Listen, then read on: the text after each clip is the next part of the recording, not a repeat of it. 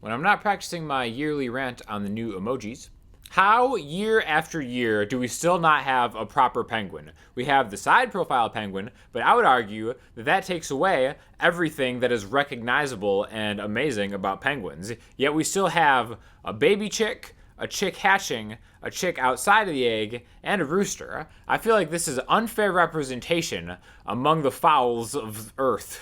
I like to answer questions that I get on YouTube, so let's get to it. Sean, what do you mean by an acoustic arrangement? What are the differences between electric and acoustic? Thanks. Awesome question, and this is something I think a lot about, actually, because I would say the overwhelming amount of my shows are all acoustic, whether it's just me or an acoustic duo or something like that. So a lot of them are covers, too, and part of what I think makes an acoustic cover of a full production of like a band interesting is really how it's approached, right? So I think a really good example of this is a cover that I did personally, or just an example of like kind of my thoughts on it anyways, of The Strokes, Someday. Someday by The Strokes I think is an awesome song, and a song that I didn't really appreciate as much until I actually tried to make an acoustic arrangement of that. So we played in the key of F, so it's not going to be exactly like the song. But basically the electric guitar part would be like...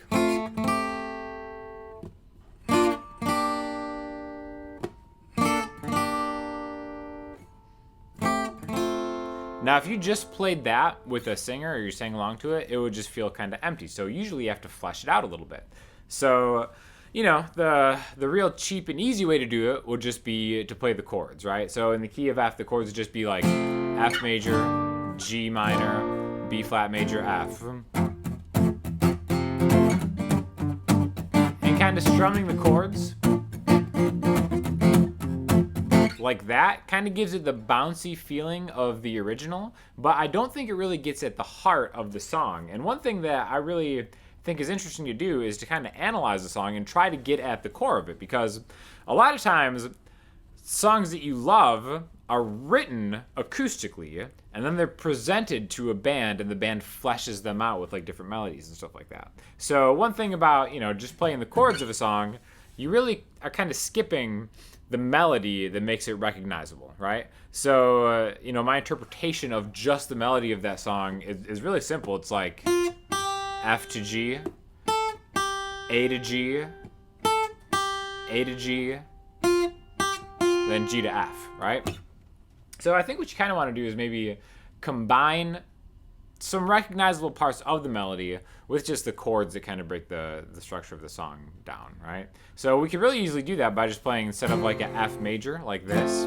By the way, I'll link you to the video of me and Alli playing this because it's one of my favorite ones to do with Alli, and she absolutely crushes it. But basically you have this F major chord, right? And it's really easy to put that F to G melody on top of it because you just, you know, put it right on top of the chord. The highest notes in that chord is already an F when you play it like, you know, first fret on the B and E string, second fret on the G string, third fret of the D string. So you can kind of get it off the bat just like that, right?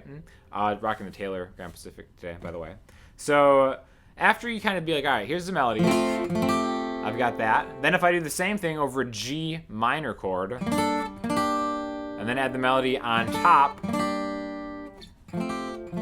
it's like, okay, now I've got the chord and the melody of the song. But then I think what really is important, what gets overlooked a lot of times in teaching and stuff, is how you play those chords and how that responds to what the song is about, to kind of match the vibe of what you interpret the song as to how it actually ends up sounding, right? And I think once you kind of inspect the lyrics of the song, I was surprised. Like this song has like a lot of depth, and it's really kind of a beautiful song that I didn't realize until I broke it down acoustically. Like when you hear the song, it's just kind of like it's you know, that turn of the century rock indie pop sound that just kind of like just gets you going. But then when you break it down, it's like really a beautiful song. It's kind of about like loss and like dealing with stuff, and the strumming really comes into play here, right? So instead of just playing it like that, you can kind of add like a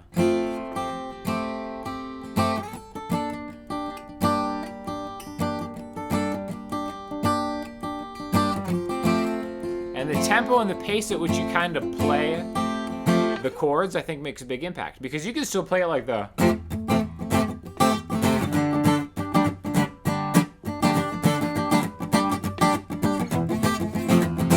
But, and that would totally fly. But I think, one of the cool things about maybe putting your mark on an acoustic cover or something like that is really how you arrange them, how you take the chords, how you take the melody, and how you approach it with your strumming and stuff too. And, even the rest of the song like this.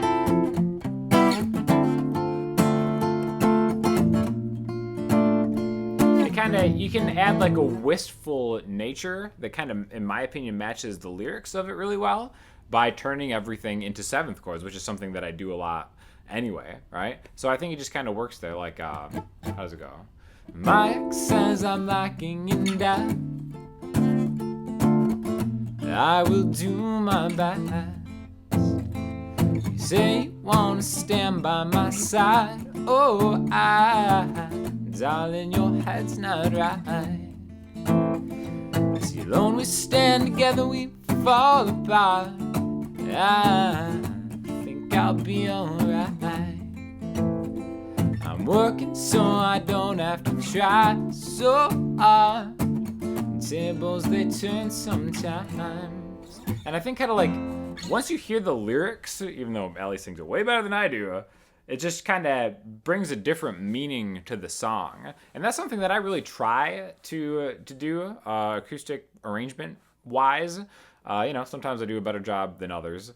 But I think there's a real temptation if you're learning a song just to learn it.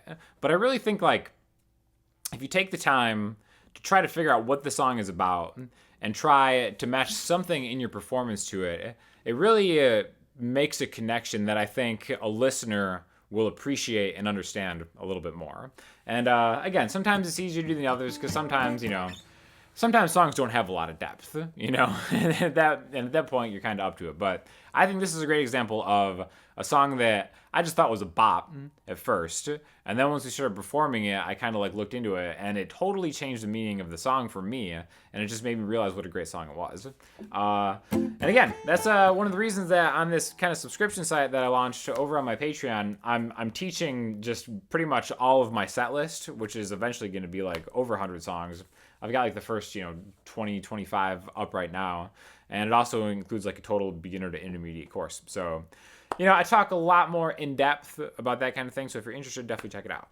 Psh, Scrubs is greater than Psych. So this was on my video the other day when I was talking about the most joyous things to happen in 2020, and I said that the Psych sequel was up there, which I still stand by. Is that really a hot take that Psych is better than Scrubs? I think Psych is like way better than Scrubs. I'm not even trying to like throw shade. First of all, I didn't know this was like a comparison that people made, but I ran this by a few of my other friends, and they were like, oh yeah, Scrubs and Psych are like head to head, like going at it. And I'll take Psych all day. So please let me know in the comments below if you're on Team Psych or Team Scrubs, because apparently you have to choose a team.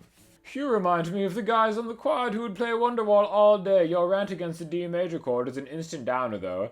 That's one of the single most useful chord formations of the guitar. No, it's not just for ukulele players, though there's nothing wrong with ukulele players either. Kind of a douche thing to imply. In point of fact, if you're wanting to trick people into thinking you know what you're doing on guitar, one of the fastest ways to do that is through the D major chord. From using D sus4 to D add 9 and drop tuning is better, but that's entirely up to you. You can move that chord form up and down the neck and play entire improvised pieces, and even some light finger picking to show off and sound flashy with that sad, pathetic chord form. So while your brand of tricks may work for the surfer jock trying to catch some leg, ultimately they are just that, tricks. They lack any real substance. None of them will further the student on the path of learning, and in fact telling them to avoid certain chords altogether, you may handicap their progress. I get this may be all in good fun or whatever, but I don't like the idea of you hampering students on their journey. So this is a very long-winded and elitist D-chord truther when I made a video on tips on guitar saying that that D chord was better than this D chord. Better. And I guess he was upset that the tips and tricks to learn on guitar video featured tips and tricks and not more core fundamental knowledge of teaching. So I guess I've failed again. When someone is trying to teach you something they don't understand. Salty Blues comment of the week. Again, not understanding the blues and having to try to teach it, I guess are two totally fundamentally different things. So I'm sorry, once again. Who else is 100% surprised This guy drives a Jeep. Is this supposed to be sarcastic? Because everyone has been telling me that I'm a Jeep guy before I even had a Jeep. By the way, this is a kind of like on a vlog type video where I was seen in my Jeep. I feel like the Jeep is like part of my spirit at this point. Jeep Wrangler life till the grave. In fact, I think like pandemic wise, I've grown so close to the Jeep. It's like become my best friend since I have so much less human interaction. It's just like me and the Jeep. So Wrangler people out there, peace. What's up? I love that live thing. Keep them coming. Yeah, so still trying to make a point to go live at least once a week. This is really, all of this stuff is just off the cuff. There's never anything planned. It's one of those things like, all right, time to go live. So sorry that I'm not actually scheduling these like pretty much everybody on YouTube does, but I guess that's just one more reason to turn your notifications on. So for listening homework, you may have heard that Taylor Swift dropped a new album. I will not be linking you to a Taylor Swift song, but there's a song in there called Mirrorball that reminded me of a superior song called Mirrorball by a band named Elbow, which is absolutely awesome. That song, Grounds for Divorce, straight up bangers. So check out Elbow. Let me know what you think. Hit me up with any question you may have on Instagram, Twitter, the website, and then definitely check out the Patreon because, again, the set list is growing by the day. There's like a 7-hour plus course just to get you from beginner to intermediate, so none of these videos will ever be over your head. And I'm always taking suggestions on what else to see. So definitely check all that stuff out, and I will talk to you soon. Thanks a lot.